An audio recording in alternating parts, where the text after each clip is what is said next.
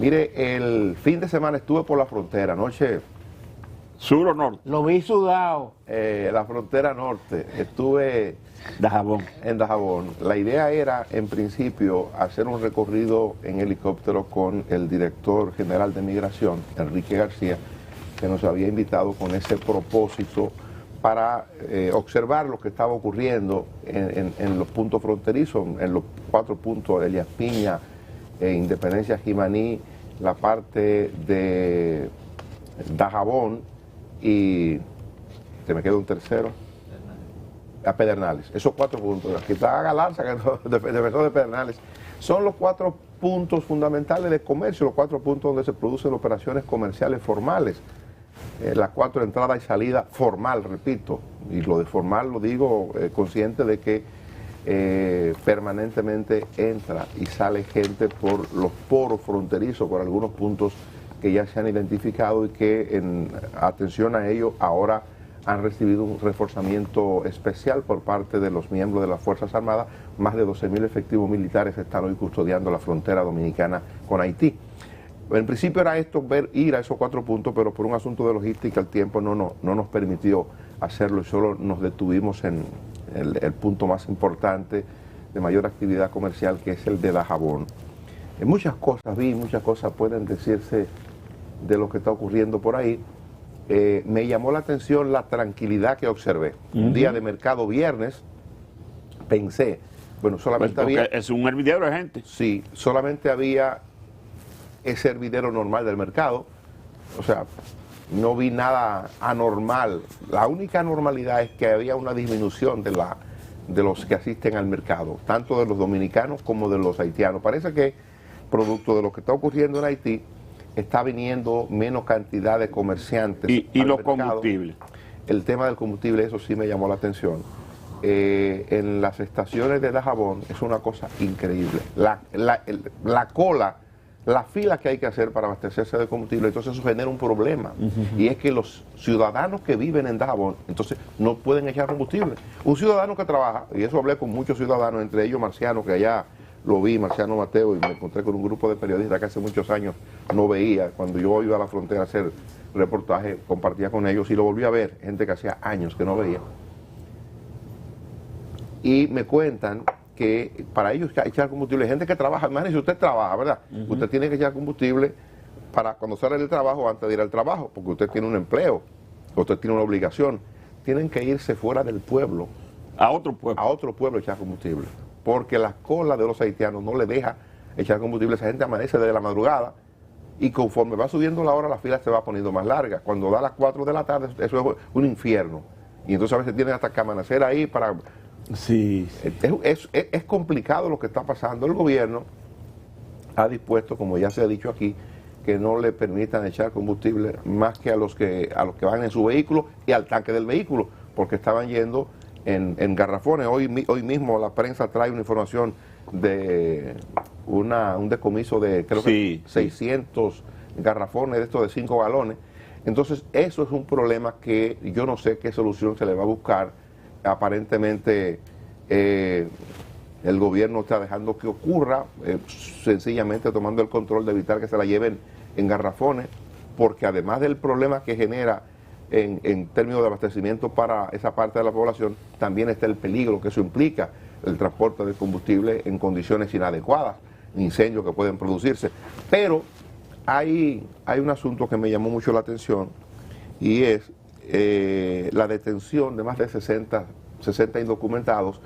Cuando vienen al mercado hay un cordón, y eso no lo explicó muy detalladamente el inspector general del Ejército, el general Ángel Camacho Pudiera, que estaba acompañándonos y que es el encargado de la inspección de toda la frontera en este momento, en esta coyuntura especial de la relación de República Dominicana y Haití.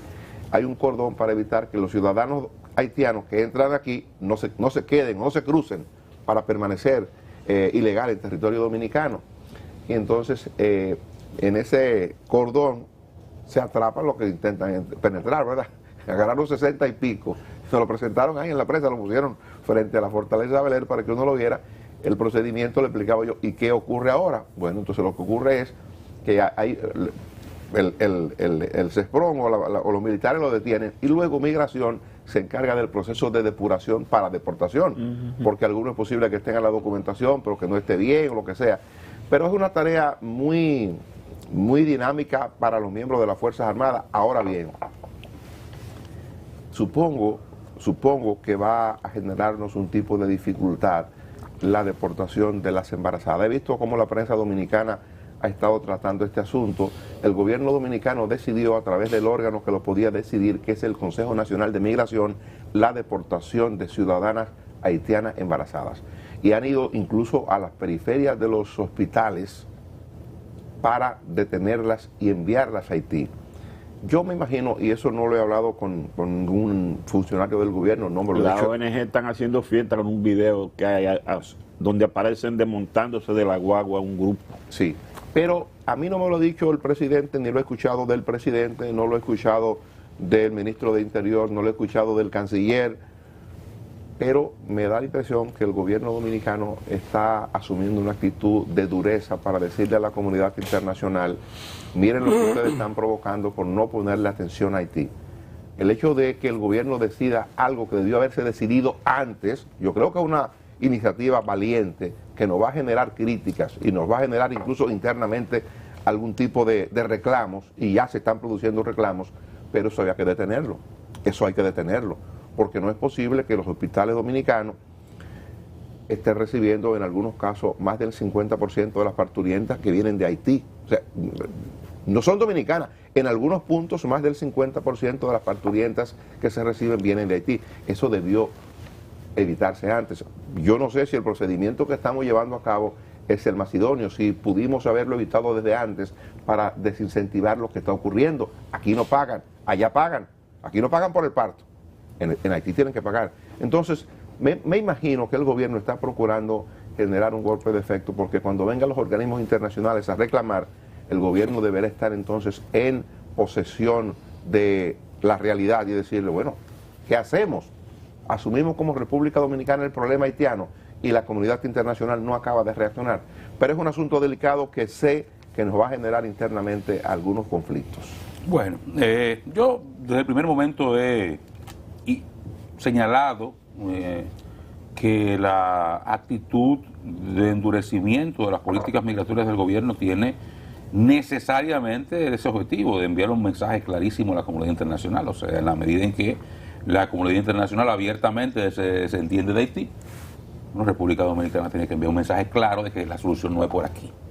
Por eso, a la posición de Estados Unidos la pasada semana de que ellos no van a intervenir en Haití, bueno, perfecto, pero un poco por aquí. Endurecemos más. Endurecemos más. Y así tiene que ser. Y eso tiene que ser el mensaje. Está correctísimo y creo que es una actitud correcta del presidente de la República y de su gobierno. Primera vez que tenemos un gobierno que asume ese tipo de actitud, y yo creo que hay que respaldarlo plenamente. Como siempre va a haber gente que se va a sumar a las campañas en contra de la República Dominicana. Y por eso quiero, en el caso de las embarazadas, particularmente, que sé que son aspectos, ¿verdad?, que humanamente le provocan a cualquiera algún tipo de empatía, pero la realidad es que el embarazo no es un carné de residencia en un país. O sea, usted está en estado de gestación, usted continúa siendo una persona que tiene que regularse sobre la base de las políticas migratorias y las leyes migratorias de una nación. Entonces, ¿qué tiene que hacerse? Con el cuidado y la dignidad que amerite, tratar a una mujer en estado de gestación para que no haya nada que le provoque una situación de salud que atente contra su vida o la propia vida que lleva dentro de sí. Aquí hubo un escarceo la pasada semana que se produjo desde medios locales, porque aquí hay periodistas al servicio de esas agendas en contra del país, donde señalaban que una señora que había sido sacada de una maternidad fue llevada a un centro de detención y entonces entró en labor de parto en el centro de detención, y yo pienso que las autoridades trabajaron correctamente, la llevaron a un hospital, en ese hospital parió. O sea, no se murió, esa señora no se murió. No la dejaron morir desangrada en un centro de detención, no. La llevaron a un hospital. En ese hospital dio a luz a su retoño y con su retoño retornó al centro de detención.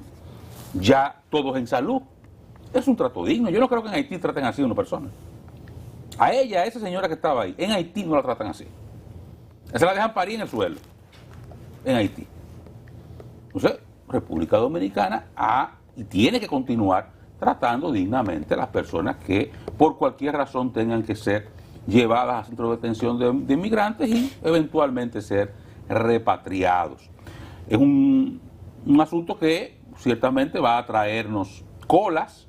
Ahí vi a los jesuitas que ya comenzaron a gritar en los centros Juan Montalvo, que yo pienso que si en un gesto de decencia, el cura que estaba ahí, Serrano, que es funcionario del gobierno, ¿verdad? Que renuncia. Y ya no es cura. No, renunció al curantismo y activismo y ahora es funcionario del gobierno. O sea, en su puesto haciendo oposición, está bien, está en el gobierno. Pero si no le gusta la política del gobierno, renuncie Serrano. Mira, váyase de ahí. ¿Y dónde está el nombrado? Y creo que en economía, en algún lado de eso. Tanto nombrado. Tanto nombrado. Y el que fue a la Plaza de la Bandera y no está nombrado, que vaya a buscar su nombramiento. Que le sale. Soy injusto. Tú sabes que la feria de empleo, que vayan todos a buscar su vaina. dentro de la... Déjame concluir, Omar, por favor, con una segunda idea que tengo del caso del mensaje que envía el gobierno. Y ojalá Dani tenga información más acabada sobre eso, ya que compartió en estos días con el director de Migración. A mí me llama la atención el llamado a la identificación de los migrantes. Se dice que no importa que había un viceministro de Interior encargado del área que ha dado explicaciones de que se van a estar identificando a todos los migrantes con huellas dactilares y llenando el registro, sin importar su estatus. Y yo no entiendo bien eso, porque eso huele demasiado a una especie de plan de regularización. Entonces, porque lo lógico es, usted está regular, venga, identifíquese. Usted no está regular, cuando yo lo agarre, lo identifico y lo deporto. Así opera, así debería operar un procedimiento. No venga no abrir 40 oficinas a nivel nacional para identificar a todo el mundo, sin importar su estatus. Porque cuando usted me identifica a mí ya y me da algún tipo de documentación o me llena una planilla, de alguna forma usted me está regularizando. Porque usted es la autoridad. Y la autoridad es la que me toma mis datos biométricos, me tira una foto y me registra. Entonces yo estoy registrado se entiende que para permanecer en el país. O sea, no entiendo la lógica de regularizar, de identificar a todos sin importar su estatus migratorio. Entiendo identificarlos. Lo que no entiendo es, te identifiqué, estás irregular, quédate, no importa. No, tengo que ser, te atrapé irregular, te identifiqué, por ejemplo, esos 60 que agarraron la frontera, antes de deportarlos se identifican, pero se deportan después. Si tú no tienes permiso para permanecer en el país, usted no se identifica y se queda. Entonces no me cuadra esa medida del gobierno que se anunció en el día de ayer. Pues mire, perdóname, Geomar, para no irnos muy lejos de lo que le preocupa a Oscar. Justamente en una entrevista que le hicimos al director de Migración, él hacía referencia a eso y lo refería a partir de que vio el programa nuestro y me decía, en el programa de ustedes estaban planteando eso que Oscar está planteando, y él tuvo la gentileza de aclarar la situación. Yo pienso igual que tú, de entrada te digo, yo pienso igual que tú, y voy a explicar lo que dice el director de Migración con respecto a eso. Él me decía, mira, se planteó en el Consejo Nacional de Migración el asunto de la identificación de los indocumentados, un poco para saber quiénes son y dónde están.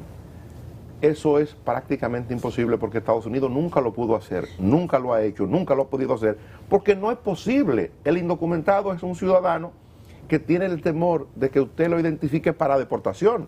Y hay un programa de deportación abierto. Ningún indocumentado se va a ir cándidamente a un centro de documentación para que lo ubiquen y entonces lo deporten, porque hay una campaña de deportación abierta en su momento más alto.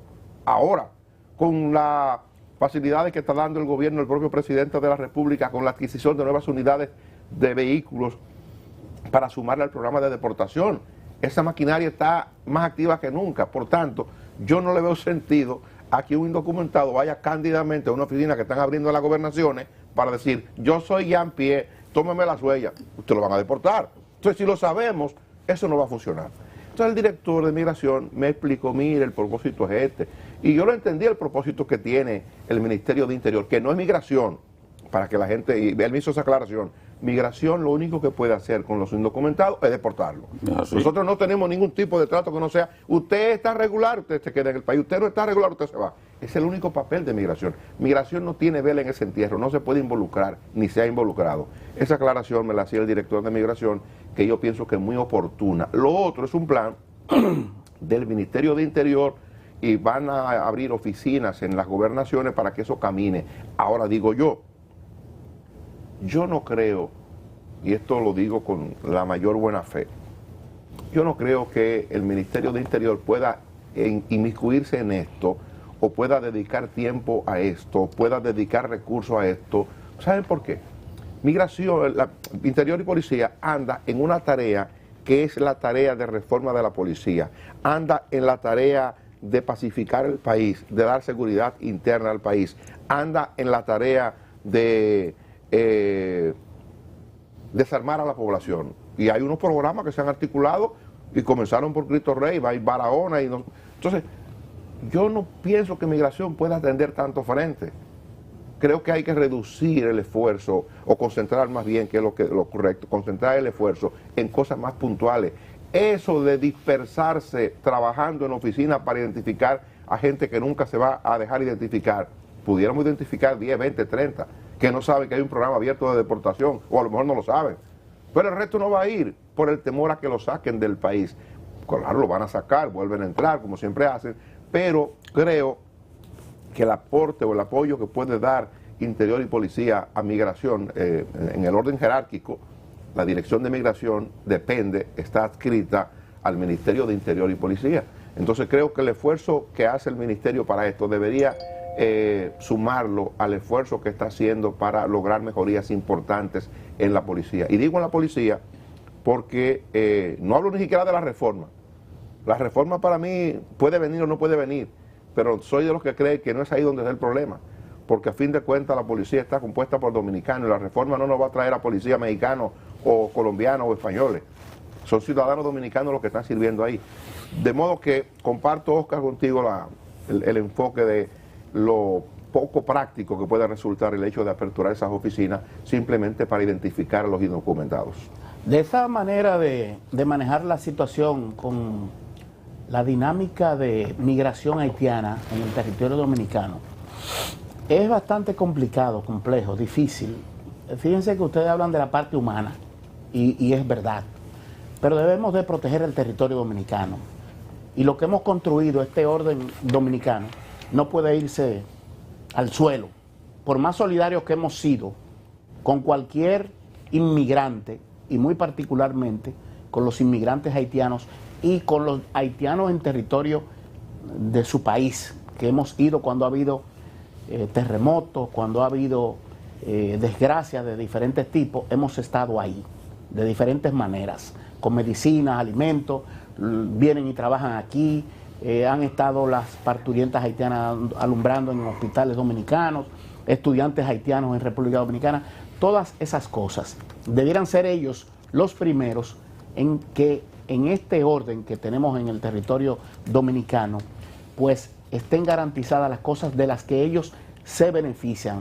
Hay un trabajo interno en el territorio dominicano que hacen las autoridades que tienen responsabilidad dentro del territorio dominicano, y un trabajo que para mí también se está haciendo muy importante e interesante dentro de la diplomacia, en la política exterior dominicana, aplicándole ciertos niveles importantes de inteligencia emocional. Digo esto a propósito de que recientemente, por ejemplo, en la Asamblea General de la Organización de Estados Americanos, OEA, hubo un paso importante en cuanto a la cantidad de países que se involucraron en el proceso para la aprobación de esa declaración sobre la situación de Haití. Fui de los que me pregunté, ¿y qué hicieron? ¿Quiénes votaron? ¿Quiénes lo propusieron? Porque me resultaba un poco raro en la crónica periodística que leí, que no daban detalles, como lo dieron sobre la declaración sobre la situación de la pandemia por la COVID-19, no se dio detalles sobre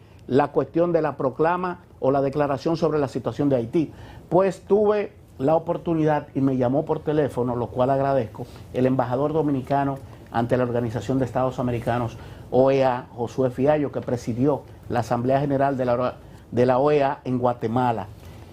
Y entre las cosas que pasaron ahí, hay una dinámica muy interesante que creo que la República Dominicana debe de continuar dentro de ese esfuerzo, con la firmeza que requiere, que este territorio de República Dominicana, que todo lo que se ha hecho ha sido bien, sin la agitación y sin llegar a esa desproporción de planteamientos a veces que se hacen desde aquí, de gente que no entiende que Haití no es un lugar que se puede llegar de repente con soldados y llegar a invadir.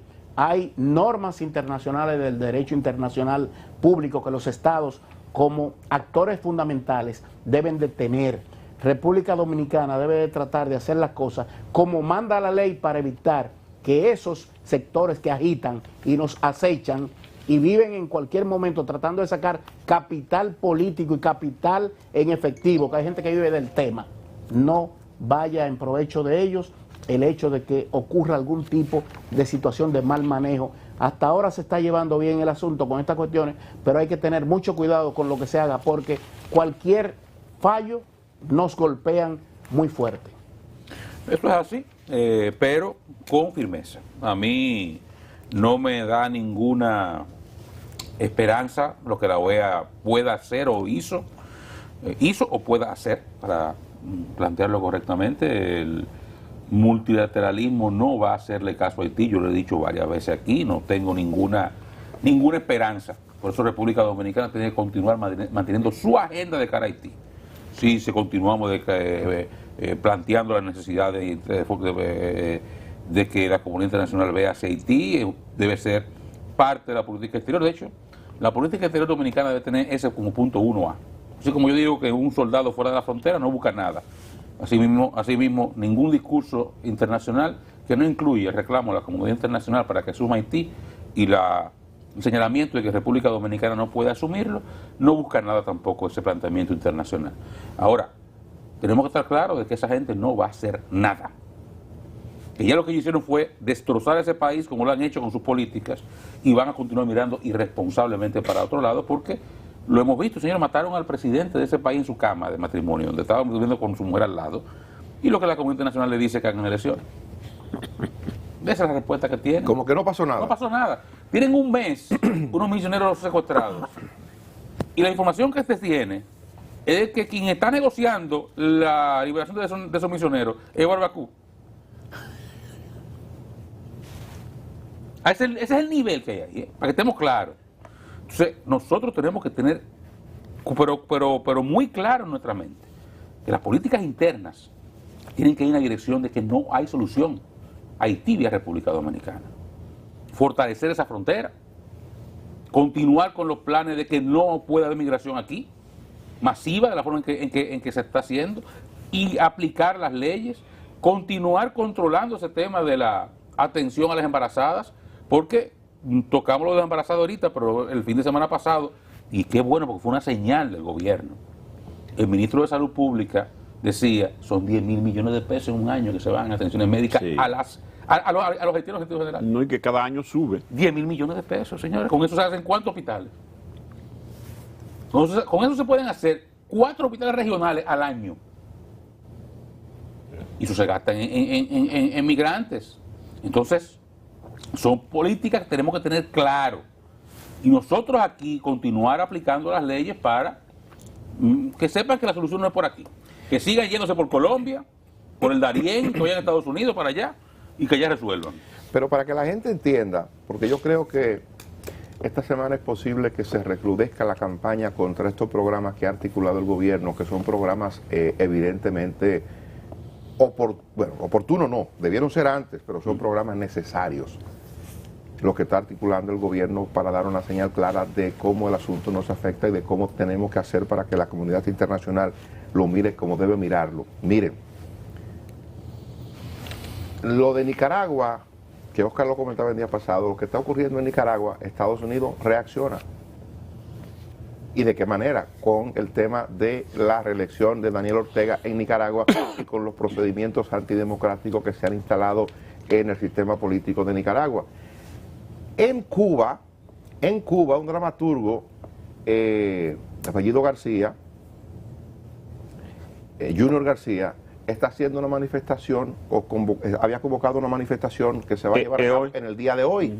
Y entonces parte del ritual o parte de las maniobras para promover la cuestión de hoy, una manifestación, era el salir ayer a las 3 de la tarde, iba a salir solitario para llamar la atención del mundo y con el tema del internet para que el mundo viera y que la comunidad cubana en los Estados Unidos se manifestara, y bueno, la solidaridad del mundo por el sistema político, contra el sistema político de Cuba, por los derechos humanos en Cuba.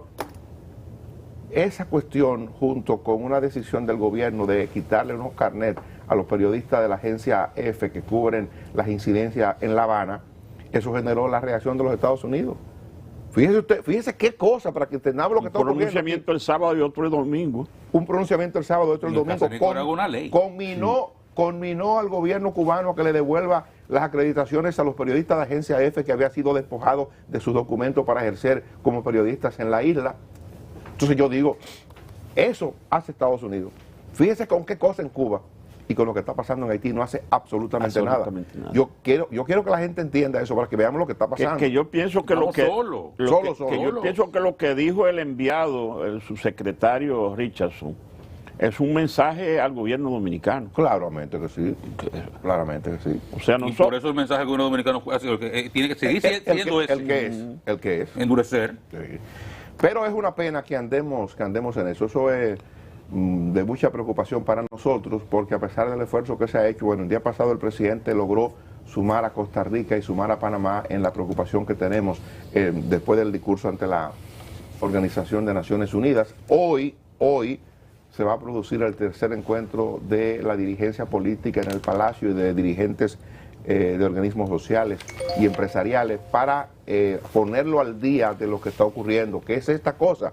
Yo digo, el gobierno y el presidente manejan informaciones que uno no maneja, porque en estos asuntos operan mucho los informes de inteligencia, que es lo que le permite al gobierno articular reacción o articular política de protección a la soberanía y a la integridad territorial. Pienso que parte de esas cosas se comparten probablemente en esa reunión. Yo creo que es una reunión muy amplia para que algunas cosas puedan decirse, pero sí el gobierno puede discutir, como lo ha estado haciendo en líneas generales, el nivel de preocupación y el poco interés que ha puesto la comunidad internacional. Socializar eso con estos grupos, porque a fin de cuentas todos somos dominicanos, no importa la diferencia política que pueda haber allí. Creo que no hay duda, así se está manifestando, y qué bueno, de que todos estamos obligados a defender las decisiones más convenientes para República Dominicana. Aunque hay gente que está cobrando para defender otras cosas. Increíblemente. Pero siempre ha pasado. Siempre. Los traidores siempre han estado. Oye.